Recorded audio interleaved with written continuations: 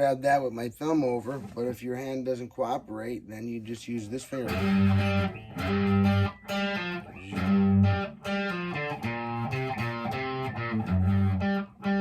I like my thumb.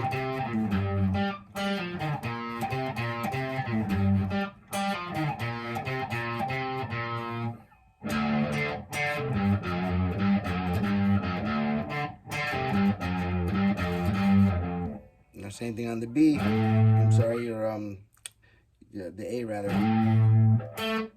This was the G here. This is the A, because everything's up one now because we're in drop D tuning. Remember, you got to put that down to D first.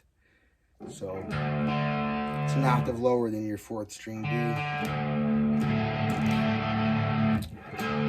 Now coming over to the A, because you know it's just like a 1-4-5, the key of D. So you have D, then you have G, then you have A. That doesn't change. Those chords still go together no matter what. They're still the dominant. Well, let's put it this way: they're the 3 major chords in that key, so they go the best together. All right, let me get in close so you can get these riffs for the solo. They're pretty wicked. Let's see here. Sorry about that. Oh, brand new Dean guitars I got in. Man, are they awesome. The new one's made in India. Guess they're done with China now. I'm all about that for right now. Let's see what happens. These are just very super good quality. The inspectors, I guess the inspection quality is just is off the charts. I've never seen anything like it. They come with each guitar comes with like a detailed who did what to it and all that stuff. And for a guitar that sells brand new, $429. Are you kidding? I have boxes of them waiting in the back. This Les Paul style, you know, single cutaway style. They call it the Thoroughbred.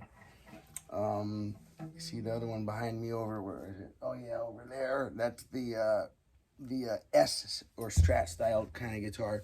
I believe that one, they're calling the Vendetta, something like that. I love it. My God, it's such a great playing guitar. Both of these, they're just fantastic. The quality, you'll see what I mean if you get a chance to swing in and play them here at my shop, one of my stores, or somewhere else, you know. Check them out. They're fantastic guitar. This is the Dean, and it's bolt-on neck. I would have thought it to be of a lesser quality, but honestly, I love how comfortable it is. It's unbelievable, and the frets are dressed so well. There's no sharp edges or anything like that. It even came, you know, like the strings are wrapped on the right way, and it's tuned properly, and stayed in tune. When I opened it out of the box, it was just about in tune. Not in drop D tuning, it was in E tuning, you know. But this now I moved down to drop D and just tuned it up. I stretched the strings out for a quick second. I apologize if it goes out a little bit while I'm giving the lesson. Brand new strings, brand new guitars tend to do that for a few minutes until you stretch the strings out. Okay, so now the main riff, drop D tuning.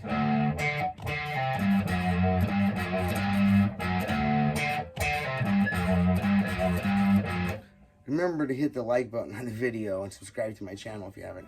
Oh, also, I wanted to tell everybody, I learned now that it works better if I put links in my description below of the time signature for what part of the video I'm teaching what. So if I talk about different topics, I can actually put them in the description below, and then just have a little number there, and you click on that time and it takes you right to that part of the video. So it makes it easier if you're learning a particular thing. You can just search out those kind of items out of my playlist, make a whole different playlist just of those things, which I plan on doing myself as well. I like what YouTube's been doing recently, now having to compete with Twitter, who will be a major competitor, because they're definitely going, who is it, Elon Musk, full plans on going video and monetizing so that the creators, like YouTube creators, can make money if they set up a channel a certain way. I haven't gotten to that point yet. You need so many subscribers, so many hours of watch time, blah, blah, blah. And there's different requirements for different types of businesses. So I'm working on mine. However, I don't know, with Twitter, supposedly they're going to put out a way better deal, and the subscribers and creators will be able to make a lot more money more fairly, I guess, is so far what he's saying. We'll see what happens. I hope it's good no matter what, whether you like Elon or not, whether you like Twitter or not, as long as it's good for the people. See this shirt? Decentralize. Decentralize. That's right. Okay, that's deep. We won't get into that here. Now, but if you look for my handle, I go as the Shib Wizard, SHIB, Sheeb, and then Wizard, and talk about decentralization, talk about decentralized finance, talk about blockchains, talk about crypto, talk about tokens and coins. It's a whole other world I'm into besides just music. Matter of fact, I'm going to connect them together because I'm building some stores in the metaverse right now, in a few different metaverses. Well, a few different blockchains, I should say. They're all considered the metaverse, right? But back to the guitar, made in India, Dean guitar, hits it out of the park again. If you see any kind of weird things, there's plastic coating. They put little plastic like cellophane over the cover, over the pickups and stuff. So when people try them in the store, they don't scratch it. But it looks much better when you peel them off. And I have the price, the tag still on this and everything. I think it's a quilted maple top, Thoroughbred X. I've always played Thoroughbreds. I'm a Les Paul style person. And I've always had a relationship with Dean guitars, so I've been playing Thoroughbreds before they were called Thoroughbreds. They were called the Soltero. And Leslie West from the band Mountain, Mississippi Queen, but anyway, all right. So I'm going to have in below, you can go just like riff 1, riff 2, riff 3, and then like you can go right to that part of the video now below. I'm going to go back through all my videos and get that done, but starting with this one. All right. Now, so you have the first riff. When you go to the second one,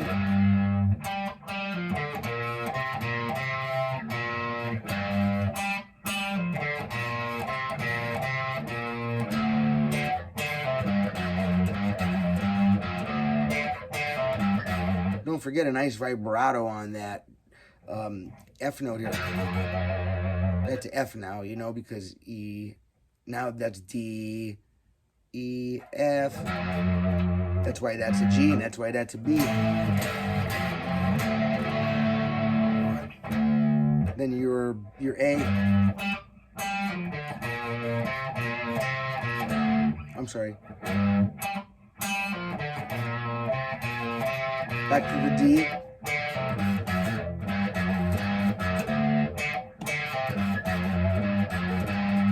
Now you go to your A. I love that one.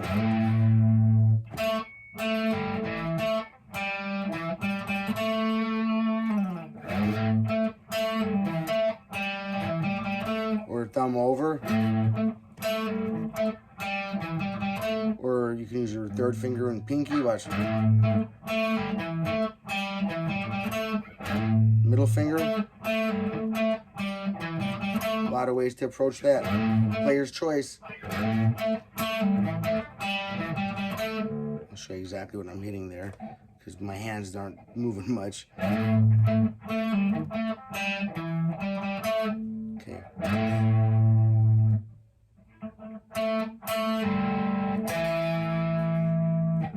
I'm sorry. So you got then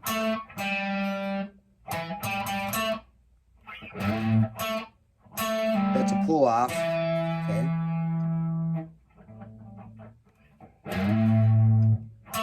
One by itself, then a pull off.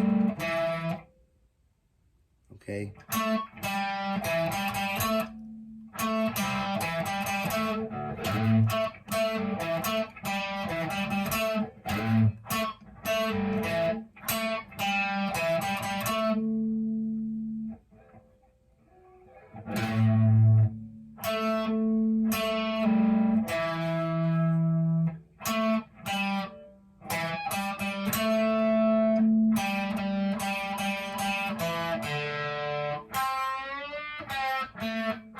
Whole step. Just want to use your ear to match that bend. The first slide until your ear gets used to that. 5 to 7 slide. 5, 2, 0, D string 3 fret, F note, until you get that in your ear, in your ear's muscle memory. Then and only then do you bend it, okay? Always slide or fret the note first. Because otherwise you're not going to know how hard to hit that. You're going to be coming up with all kind of notes, but everything but the right one, and they're all going to sound like choking a cat or something. It's terrible. All right, so now that gets through the main riffs of the song. You know, that's your D, your G, and your A. So those parts are covered. Now he breaks out into like, oh my God, one of the coolest solos ever, right? These little flurries. I know it's a drummer's song, Drummer's Paradise song, whatever. But to me, it's always been one of my favorite guitar songs that he did. And I like it because I don't spend a lot of time practicing singing. The fretboard has me completely just overwhelmed. It's like a magic maze for me. I love it so much. I spend all my time there. So I like Moby Dick and other instrumental songs. So like Freddie King's Hideaway and that. I think that if you don't like to sing as much as you do play the guitar, well then learn a lot of instrumental songs. All right. Oh, the solo. Let's get on to that. Now, the solo is basically in between these main riffs.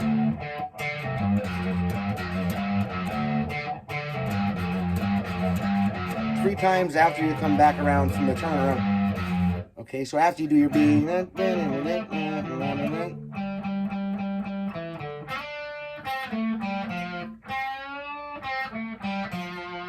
it goes back to the D 3 times, because the 4th one is going to be the riff. Remember, everything runs in groups of 4s, usually. 2,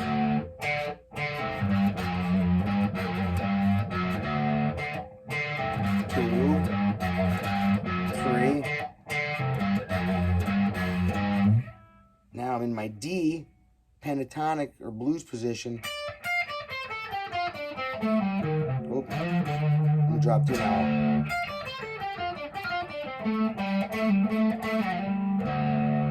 So we got here 3rd string, you know, the famous 3rd string bend. Almost like the Chuck Berry kind of a move, right? Now, I want to just point this out. If you don't plan this first finger on the fretboard properly, when you come down after bending this G string and let your finger off, it's going to make a horrible sound. Like that, right in the middle of your solo. And the louder you are on band practice, you know, the louder you are at band camp, if you have a drummer in there and everything and bass, your guitar is going to be turned up to a nice volume, and this note is going to ring out, and it sounds like a bad at the wrong place and everything, you know, it's the wrong note, wrong time. So to prevent that, you get the feeling, a lot of this stuff, you know, a lot of the finest playing, or what makes people really stand out and their playing seems to be loved and cherished by so many people, are those that really get their instrument to sound almost like it has human qualities. And obviously we're talking about our language, you know, this mostly spoken language, right? And how we can imitate that, and vibratos and all these little tiny, what's the word I'm looking for? Like embellishments, right? Little different ways to put question marks on notes, or mimic a vocalist's vibrato, you know. Anyway, so now the first riff he's coming to, in order to block that string from ringing out after you bend it, when you're over here placing your finger over these first 2 strings to bar them, you want to make sure that the tip of your finger is just resting off of that G string. I can feel it when I approach it there. I don't want to push it down. I just want to be right below it, you see? I'm not up on it. I'm just below it. But not so much below it that I'm not off of it. I'm just touching it, right? Now that's what you want. Now watch. Now I can let that go. Because over here it's 3 down. Da-da-da-da-da-da. Now to keep these other ones from ringing out by accident, I'm keeping my palm of my hand on it over here. Okay?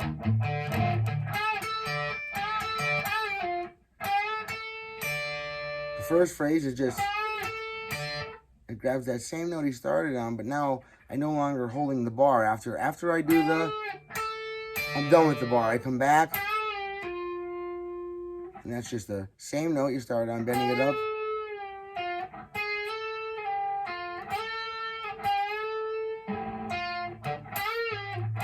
So you don't want to go, I went too high. Nope. So it would be like bending it one step up.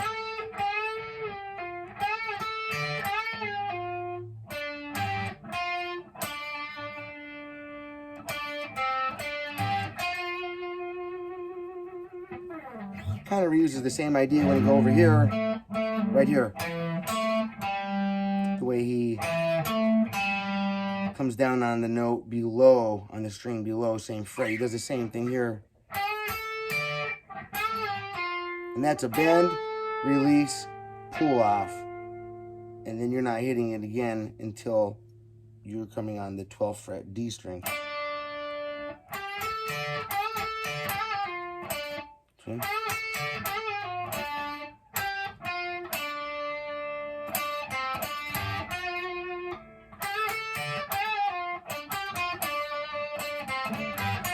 Sometimes I hear him 2 strings there. Sometimes I hear just the 1. Depends on what version I'm hearing. But it's always very, very close, right in the pocket here. Okay.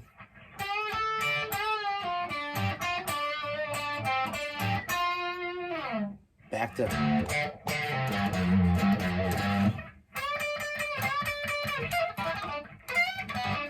That was a little sloppy. Sorry about that. That's a hard one.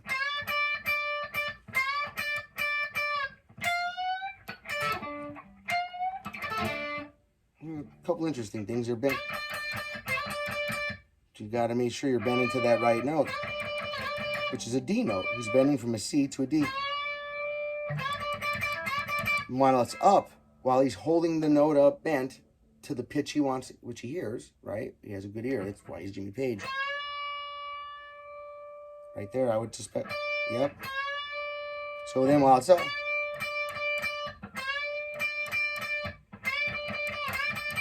that's the Jimmy Page sound. He does it at lightning speeds, and his accuracy is just right on point. He's incredible they call that intonation. He's got incredible intonation.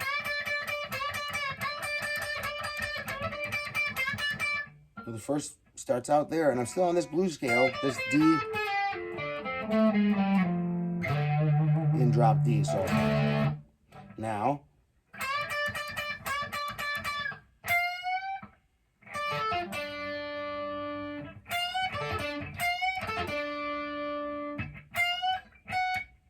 this is a small bend, just to throw it off pitch. So you're not bending to a whole step. I don't think you're even bending the half step. Yep, I don't think so. So it's like,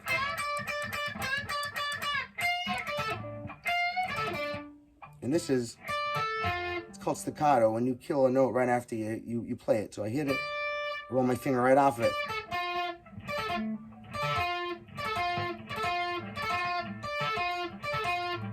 Except I'm ending it with that D note at the D string 12th fret.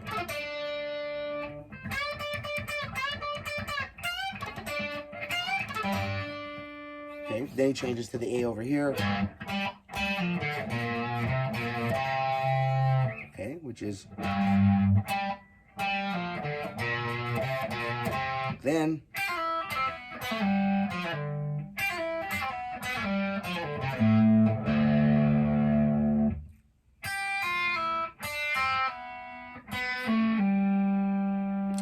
Three and one, 3 and 1, 4 and 2, 3 and 2 the first time.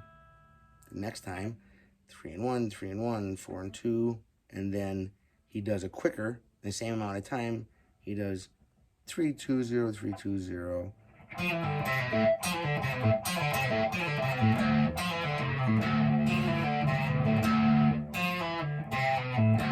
So you have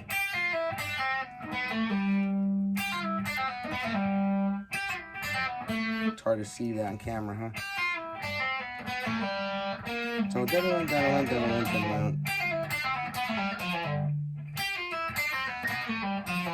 the next time he does it twice.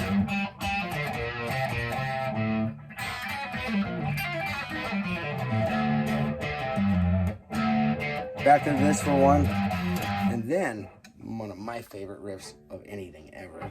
It's a little triplets. One and a two and a three. Watch. 1, 2, 3. He starts right on your D note, 5 fret D note.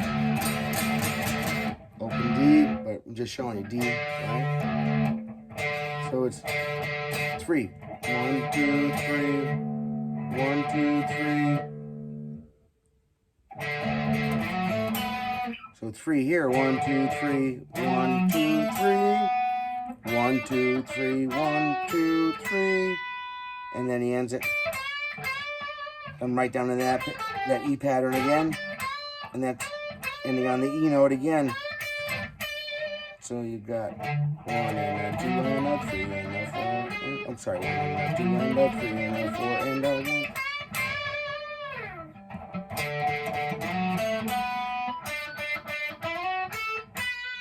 1. Over here, if you plan it right, you can lead it with your ring finger. I mean your middle finger when you get over here. What?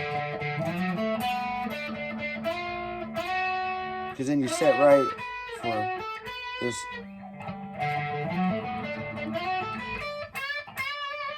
Helps a little bit. And it goes quick in the song. It's like lightning. So any edge you can get, I would hope you would take it. Then back to your A. I think before I was calling this the A.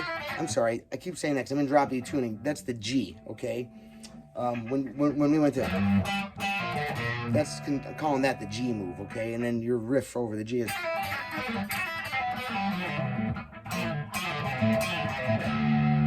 Okay, when it goes to the A now, which would be like the turnaround chord or the 5, right? Over the B.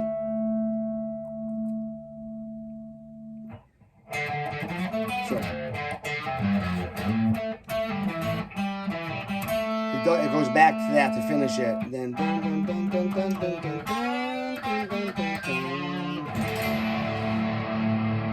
that.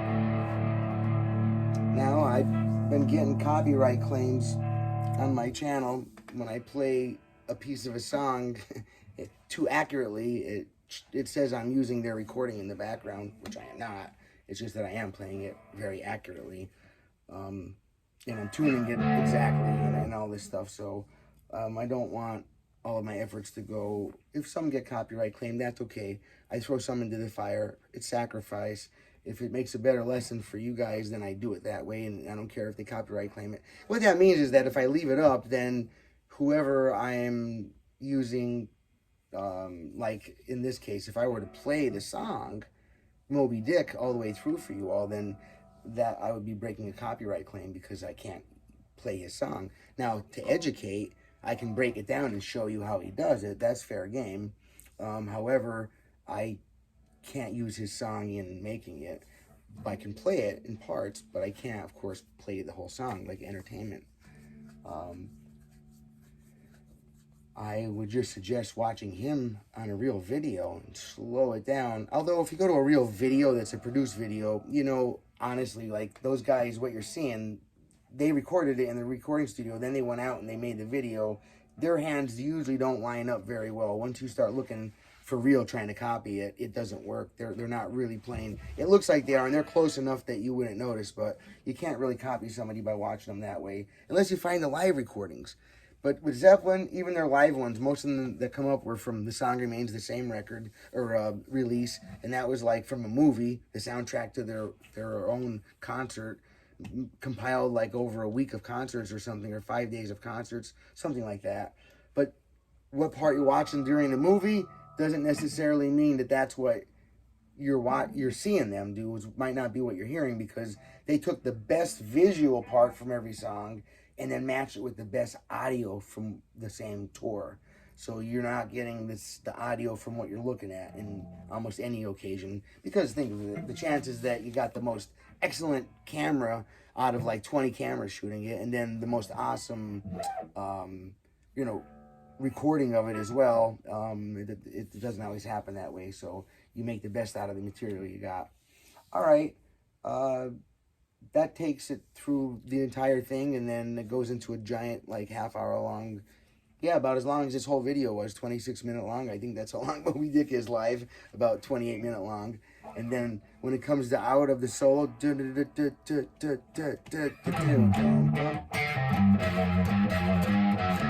that, right? Then one more time.